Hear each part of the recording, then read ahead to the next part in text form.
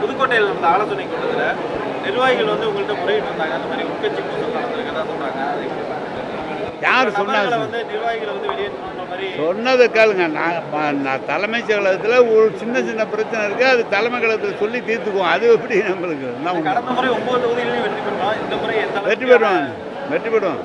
44 delta மாவட்டங்கள் 44 தொகுதி. போன தடவை வெறும் 4 தொகுதியில் தான் அவங்க வெற்றி பெற்றாங்க. 40 திமுக தான் வெற்றி பெற்றது. இந்த தடவையும் அதே மாதிரி டெல்டா முழுவதும் திமுகவுக்கு வெற்றி வாய்ப்பு இருக்குது. தளபதி தான் மறுபடியும் முதலமைச்சராக வருவார்.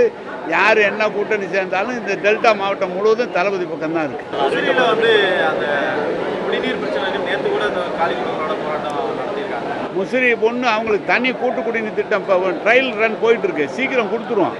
எல்லாம் தனி கூட்டு குடிநீர் திட்டம் போட்டு எல்லாம் இப்போ வேலை நடந்துக்கிட்டு இருக்கு.